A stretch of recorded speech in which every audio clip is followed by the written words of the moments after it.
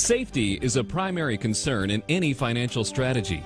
Taking a calculated, understood, and informed risk is one thing, but exposing yourself to unnecessary risks, which could easily be avoided, is quite another. When it comes to money that you're counting on, and especially money you have worked so diligently to save and expect to have access to during your retirement, you better be sure it's stored in a safe place. But which places are safe? Massive amounts of advertising have conditioned us to store our money in banks, both for short and long-term storage. But are banks the safest place to hold your money? Rather than answer that question directly, let's compare and contrast holding your money in a bank versus depositing it with an insurance company via a permanent dividend-paying whole life insurance policy, and then you can decide for yourself. Let's start by considering what the overall purpose of a bank or a life insurance company is. Their sole reason for existence is to make money. But who are they making money for? A bank's primary responsibility is to make money for their stockholders, so they can get a return on their investment. After all, that's why the bank was created in the first place, to benefit the stockholders.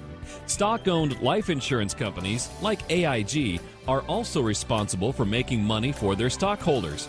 Just like banks, they must keep their stockholders happy. A mutually owned life insurance company, on the other hand, is responsible for making money and providing a return for their policyholders, which would be you. There are no stockholders in a mutual life insurance company to satisfy. Executives at banks and stock-owned insurance companies are responsible to their stockholder, which means they have incentive to take additional risks. They are, therefore, vulnerable to the pressures of maximizing short-term, quarterly profits in order to appease stockholders. The executives at mutually owned life insurance companies, however, have a totally different mindset. They answer to their shareholders, who are the policyholders. Because a mutual insurance company's focus is to guarantee maximum benefits to their policyholders, they are not pressured to take risks to maximize short-term profits of any stockholder. This allows management to always have in mind the long-term safety, security, and return for you, the policy owner and shareholder. An article in Forbes in December of 2008 clearly depicted this stark contrast between working for shareholders versus working for policyholders by stating, with their survival on the line, publicly traded insurers are scrambling for cash by cutting dividends and issuing new shares, diluting existing investors, begging regulators for a relaxation of capital requirements, and lobbying Washington for a cut of the $700 billion Wall Street bailout. It goes on to say, their mutually owned rivals haven't asked for a dime. Their statutory surpluses, the regulatory counterpart to book value, have held steady or even increased. Some are announcing plans to pay out near-record dividends to policyholders.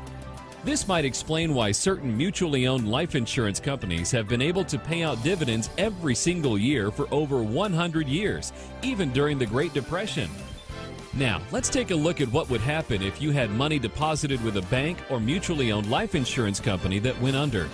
Assuming the bank is an FDIC-insured bank and that your money is in a checking and savings account, money market account, or a certificate of deposit, your deposits are insured by the full faith and credit of the United States government up to a specified amount.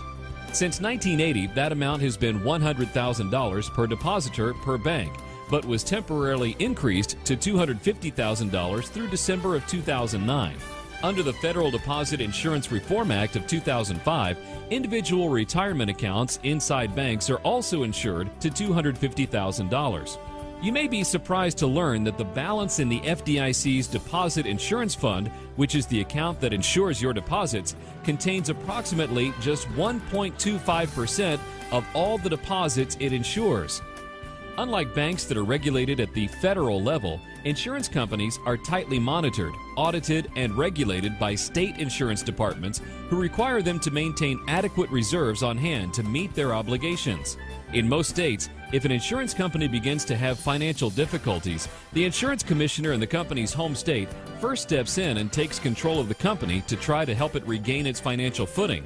If unsuccessful, the company is turned over to the State Insurance Guarantee Association.